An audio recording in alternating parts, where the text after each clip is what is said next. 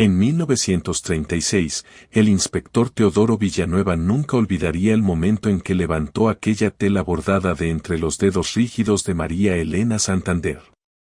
Era octubre en Querétaro y el cuerpo de la joven de 17 años yacía en su habitación del convento de las Hermanas del Silencio, con las manos aferradas a un bordado que nadie en ese momento podía descifrar. La sangre había manchado parcialmente los hilos de colores, pero las letras seguían siendo visibles, cosidas con una precisión obsesiva que solo podía nacer de la desesperación más absoluta. El convento se alzaba como una fortaleza de cal y piedra en las afueras de la ciudad, rodeado por muros de 3 metros que prometían discreción a las familias que enviaban allí a sus hijas problemáticas.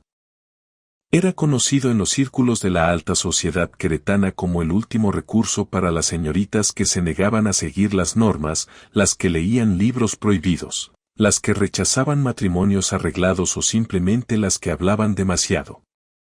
Todas entraban rebeldes y todas salían transformadas en mujeres sumisas y silenciosas, literalmente silenciosas. La Madre Superiora, Sor Clemencia, era una mujer de 60 años con manos que nunca temblaban y ojos que nunca parpadeaban cuando mentía. Recibió al inspector en el despacho principal, rodeada de crucifijos y retratos de santas mártires. Le explicó con voz monótona que María Elena había sido una alumna difícil, propensa a la histeria y los arranques de violencia. Su suicidio, aunque lamentable, no era del todo inesperado en alguien con su temperamento inestable. El voto de silencio que había tomado 3 meses atrás era completamente voluntario, como el de todas las internas que decidían consagrar su voz a Dios. Pero había algo en la forma en que las otras internas miraban al inspector que contradecía cada palabra de la Madre Superiora. Eran 12 muchachas entre los 14 y los 20 años, todas vestidas con el mismo uniforme gris, todas con las manos cruzadas sobre el regazo y todas absolutamente mudas.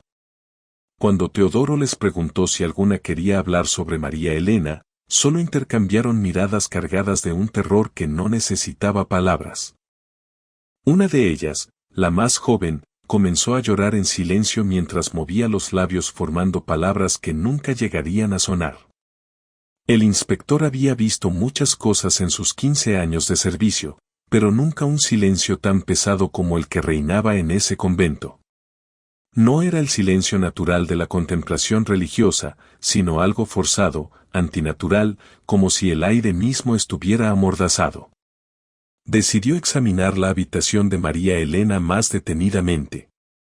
Era una celda austera con una cama de hierro, un crucifijo en la pared y una pequeña mesa donde encontró materiales de bordado meticulosamente organizados, hilos de todos los colores, agujas de diferentes tamaños y telas blancas esperando ser decoradas. Pero fue en el cajón inferior donde encontró algo que le heló la sangre, docenas de agujas médicas, mucho más largas y gruesas que las de costura, algunas todavía con restos de sangre seca. La hermana Beatriz, la más joven de las monjas, fue quien finalmente cedió bajo el interrogatorio. Con las manos temblando y la voz entrecortada, confesó que había un cuarto en el sótano al que llamaban la sala de purificación. Allí llevaban a las muchachas más rebeldes para someterlas al tratamiento especial de la Madre Superiora. El tratamiento consistía en insertar agujas cerca de las cuerdas vocales, no lo suficiente para causar daño permanente visible, pero sí para provocar un dolor insoportable cada vez que intentaran hablar. Después de varias sesiones, las jóvenes firmaban voluntariamente el voto de silencio, prefiriendo callar para siempre antes que volver a experimentar esa agonía. Antes de seguir con esta revelación escalofriante, necesito saber que estás aquí conmigo en este momento de la historia. Si alguna vez sentiste que tu voz no fue escuchada, o si conoces a alguien que fue silenciado injustamente, escribe "Yo rompo el silencio" en los comentarios junto con tu nombre y ciudad. Suscríbete al canal ahora mismo, porque lo que está por revelarse sobre el bordado de María Elena cambiará completamente tu perspectiva sobre esta tragedia. El Dr. Aurelio Mendoza, médico de la ciudad que ocasionalmente visitaba el convento, confirmó bajo presión que había tratado a varias muchachas por infecciones en la garganta, aunque nunca se le permitió examinarlas apropiadamente. La Madre Superiora siempre estaba presente y las jóvenes nunca hablaban, solo asentían o negaban con la cabeza. Había notado marcas extrañas en sus cuellos, pero Sor Clemencia le aseguró que eran consecuencia de penitencias autoinfligidas, parte del proceso de purificación espiritual. Lo más perturbador fue descubrir que los padres de las internas sabían exactamente lo que sucedía. Don Alberto Santander, el padre de María Elena, era un hombre de negocios respetado que había enviado a su hija al convento después de que ella rechazara casarse con el hijo de su socio comercial. Cuando Teodoro lo confrontó, el hombre se derrumbó y admitió que prefería una hija muda, pero viva, a una hija muerta por su propia rebeldía. Otros padres compartían esa misma justificación retorcida. Habían pagado sumas considerables a la Madre Superiora para que domesticara a sus hijas, y el silencio era un precio que estaban dispuestos a aceptar. El bordado de María Elena, que al principio parecía un patrón decorativo sin sentido, resultó ser un código elaborado. Cada color representaba una letra, cada tipo de puntada una palabra diferente. Le había tomado meses perfeccionar su sistema mientras fingía bordar manteles para la capilla. El mensaje completo, una vez descifrado, revelaba nombres, fechas y detalles específicos de los abusos. Mencionaba a Carmen Delgado, quien había intentado escapar 3 veces antes de perder completamente la capacidad de hablar, a Rosa María Hinojosa, cuyas cuerdas vocales habían sido dañadas permanentemente por una infección, a Esperanza Ruiz, quien se había arrancado las uñas tratando de salir de la sala de purificación. Pero el bordado también contenía algo más, una lista de las familias cómplices y las cantidades exactas que habían pagado por el silencio de sus hijas. Los Santander habían entregado 5,000 pesos, los Delgado 3,000, los Hinojosa una propiedad en el centro de la ciudad. Era un negocio lucrativo disfrazado de institución religiosa, donde el silencio se compraba con dolor y se vendía como virtud. La investigación reveló que el método había sido perfeccionado durante años. La Madre Superiora había estudiado anatomía en secreto, aprendiendo exactamente dónde colocar las agujas para causar el máximo dolor sin dejar evidencia externa. Las muchachas eran sometidas al tratamiento en sesiones que duraban horas, atadas a una silla mientras les insertaban las agujas una por una. El dolor era tan intenso que muchas perdían el conocimiento. Cuando despertaban, se les ofrecía una elección, firmar el voto de silencio o repetir el tratamiento.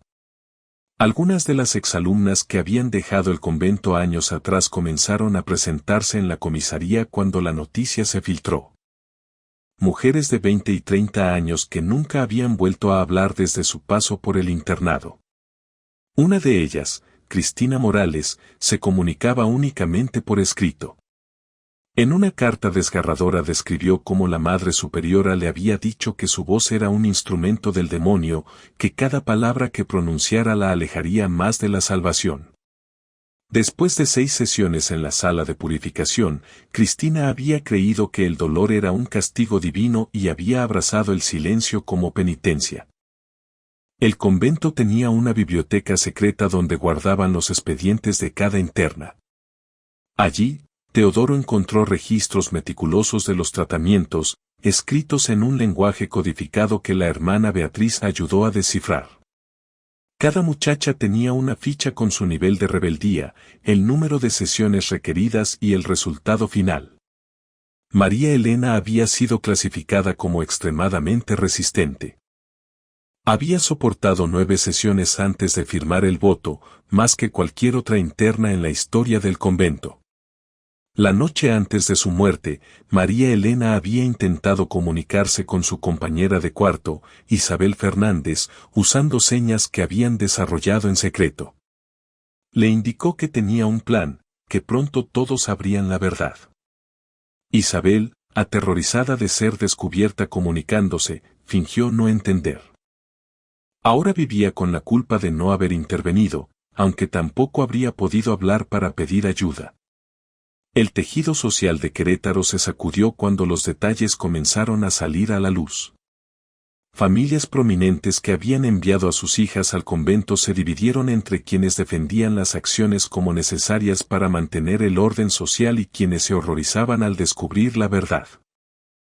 Algunos padres intentaron retirar a sus hijas inmediatamente, pero se encontraron con que muchas de ellas se negaban a irse, convencidas de que merecían el castigo o simplemente demasiado rotas para imaginar una vida fuera de esos muros. La Madre Superiora, cuando finalmente fue arrestada, mantuvo su postura de que todo había sido por el bien de las muchachas. En su mente retorcida, el silencio las había salvado de sí mismas, de sus impulsos pecaminosos y su naturaleza rebelde.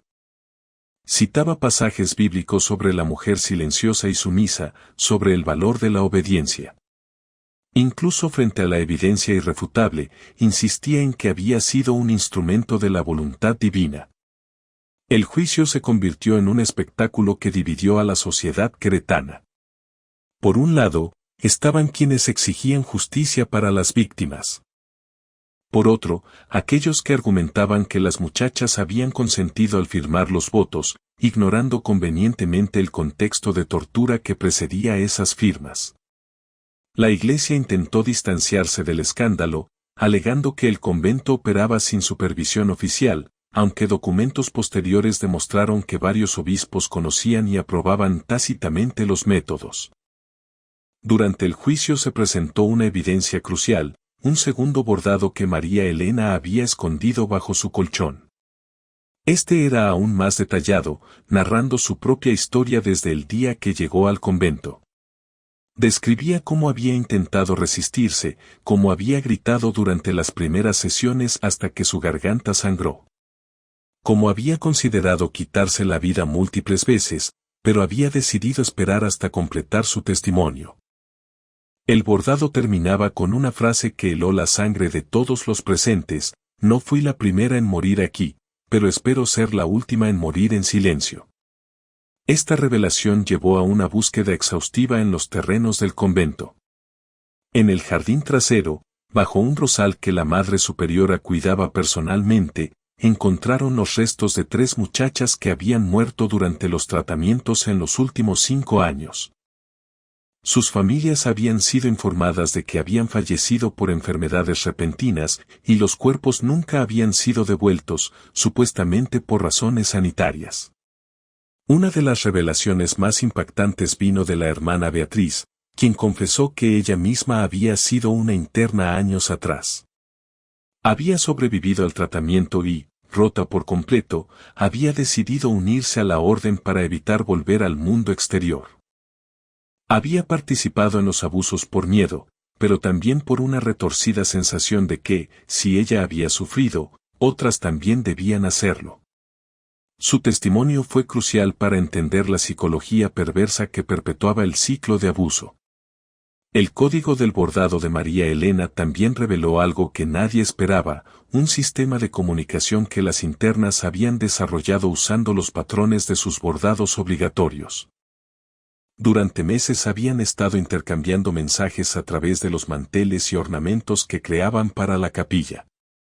Mensajes de esperanza, de resistencia, incluso planes de escape que nunca se materializaron. María Elena había sido la líder de esta red silenciosa de resistencia. Entre las pertenencias de María Elena se encontró un diario que había mantenido antes de perder la capacidad de escribir con fluidez debido a los temblores causados por el trauma. En él describía sus sueños de convertirse en maestra, de viajar a la Ciudad de México para estudiar en la universidad. Hablaba de libros que había leído en secreto, de ideas sobre la igualdad y la justicia que la habían llevado a desafiar a su padre. Era el retrato de una mente brillante aplastada por las convenciones de su época. El impacto del caso se extendió más allá de Querétaro. Otros internados religiosos en todo el país fueron investigados y se descubrieron patrones similares de abuso, aunque ninguno tan sistemático como el del convento de las Hermanas del Silencio. Se creó una comisión especial para supervisar estas instituciones, aunque su efectividad fue limitada por la influencia política de la Iglesia. Las exalumnas formaron una asociación de apoyo mutuo, comunicándose principalmente por escrito. Algunas, con terapia y tiempo, lograron recuperar parcialmente su voz, aunque nunca completamente. Otras permanecieron en silencio por el resto de sus vidas, llevando las cicatrices invisibles de su paso por el convento. Isabel Fernández, la compañera de cuarto de María Elena, se convirtió en una de las principales activistas, aprendiendo a comunicarse por señas y dedicando su vida a ayudar a otras víctimas. El edificio del convento fue clausurado oficialmente, pero durante años los locales reportaron escuchar llantos y susurros provenientes de su interior abandonado. Algunos decían que eran las voces de las muchachas que nunca pudieron hablar en vida, finalmente libres para expresar su dolor. Otros creían que era solo el viento atravesando los pasillos vacíos. Pero quienes habían estado allí sabían que ese lugar guardaba ecos de sufrimientos que ningún tiempo podría borrar. La Madre Superiora fue sentenciada a 20 años de prisión, aunque murió a los 3 años de un ataque al corazón. Hasta su último día mantuvo que había actuado correctamente. Las otras monjas involucradas recibieron sentencias menores y algunas fueron simplemente trasladadas a otros conventos, donde su historia se perdió en el silencio burocrático de la Iglesia. Los padres cómplices enfrentaron el ostracismo social más que consecuencias legales. Algunos perdieron sus negocios cuando la comunidad se negó a comerciar con ellos. Otros se mudaron a otras ciudades, llevándose a sus hijas silenciosas con ellos. Don Alberto Santander nunca se recuperó de la muerte de María Elena. Pasó sus últimos años visitando su tumba diariamente, hablándole durante horas como si pudiera compensar con sus palabras todos los años de silencio que le había impuesto. El legado más importante de María Elena fue el cambio en la legislación sobre instituciones educativas religiosas. Se establecieron inspecciones obligatorias, se prohibieron los castigos corporales y se crearon canales anónimos de denuncia. Aunque estos cambios llegaron demasiado tarde para ella y sus compañeras, posiblemente salvaron a innumerables jóvenes de sufrir destinos similares. Años después, cuando se demolió el convento para construir una escuela pública, los trabajadores encontraron algo extraordinario en las paredes del dormitorio principal: cientos de pequeños mensajes escritos con carbón, tinta improvisada, incluso sangre, escondidos detrás de los muebles y bajo las tablas del piso. Voces que habían encontrado la manera de gritar en silencio, testimonios de resistencia que habían esperado décadas para ser descubiertos. Entre ellos, un mensaje de María Elena, fechado una semana antes de su muerte, que decía simplemente: «Mi voz vivirá en cada puntada». Pero había algo que nadie notó hasta mucho después. En el registro del convento había una entrada peculiar, fechada 2 días después de la muerte de María Elena, que mencionaba que una de las internas más jóvenes, Ana Lucía Méndez, había comenzado a bordar compulsivamente, creando patrones idénticos a los que María Elena había usado en su código. Cuando finalmente localizaron a Ana Lucía 30 años después, descubrieron que había continuado el trabajo de María Elena, documentando en bordados las historias de todas las muchachas que habían pasado por el convento. Ana Lucía había creado una obra monumental, 257 bordados que narraban las historias individuales de cada víctima. Los había mantenido escondidos durante décadas, esperando el momento adecuado para revelarlos. Cuando finalmente los presentó al mundo, fue como si todas esas voces silenciadas hablaran al unísono por primera vez. Cada bordado era una vida, una historia de sueños truncados y resistencia silenciosa. El caso del convento de las Hermanas del Silencio se convirtió en un símbolo de la lucha contra el abuso institucional y la importancia de escuchar a quienes no pueden hablar. En la plaza principal de Querétaro se erigió un monumento, una escultura de una joven bordando con hilos que se transformaban en pájaros volando hacia el cielo. La placa simplemente decía: «Para que ninguna voz sea silenciada nunca más». El inspector Teodoro Villanueva, quien había dedicado años a llevar justicia a las víctimas, guardó el bordado original de María Elena en su oficina hasta su retiro. Decía que era un recordatorio de que la verdad siempre encuentra la manera de salir a la luz, incluso cuando todas las voces han sido acalladas. En sus memorias, escritas años después, confesó que el caso lo había cambiado profundamente, que había aprendido que el silencio forzado es una de las formas más crueles de violencia. La historia tuvo un epílogo inesperado en 1968, cuando una de las exalumnas, Carmen Delgado, recuperó parcialmente su voz después de una cirugía experimental. Sus primeras palabras, susurradas con dificultad después de 32 años de silencio, fueron: María Elena tenía razón. Con el tiempo, Carmen se convirtió en una voz poderosa por los derechos de las mujeres, usando su historia como testimonio de supervivencia. Si esta historia te conmovió, si crees que las voces silenciadas merecen ser escuchadas, necesito que actúes ahora. Dale like a este video y suscríbete al canal si aún no lo has hecho. Pero, más importante, quiero saber desde dónde nos estás viendo. Comenta tu ciudad y si conoces alguna historia similar de tu comunidad. Si alguna vez sentiste que tu voz no importaba o conoces a alguien que fue silenciado, escribe nunca más en los comentarios.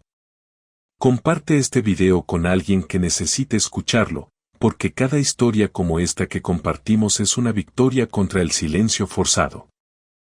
Y recuerda, si llegamos a 50 comentarios de ciudades diferentes con la palabra bordado, revelaré en un video especial otros casos documentados similares que nunca salieron a la luz pública. Activa la campanita de notificaciones porque las próximas historias que traeremos revelan verdades que muchos prefieren mantener enterradas. Tu voz importa, tu historia importa y juntos podemos asegurarnos de que ninguna verdad permanezca bordada en silencio.